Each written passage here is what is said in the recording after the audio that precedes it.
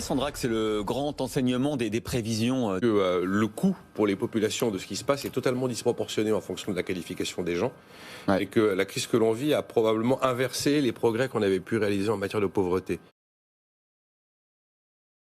Vous avez sans doute déjà entendu parler des bitcoins. Oui, ça n'a rien de coquin. C'est le nom de cette monnaie virtuelle. C'est de l'argent dématérialisé que vous achetez et que vous stockez dans un coffre-fort numérique. Eh bien, le bitcoin est aujourd'hui l'une des monnaies les plus connues sur ce marché et c'est sans doute encore un peu abstrait pour ceux qui font leurs courses tous les jours.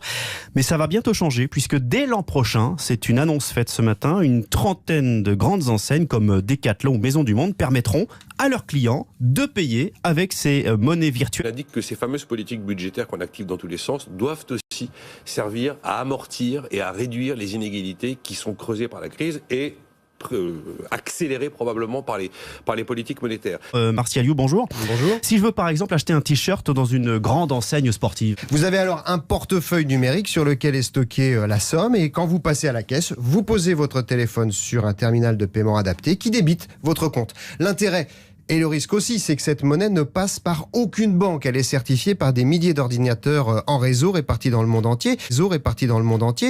Votre achat est donc anonyme, à la différence d'un paiement par carte bancaire. C'est pour ça aussi qu'on dit que ça finance notamment l'économie parallèle ou le blanchiment. Et vous ne payez aucune commission bancaire. Pour les commerçants, c'est très intéressant aussi parce qu'ils n'ont aucun frais sur ces transactions, à la différence du service carte bancaire.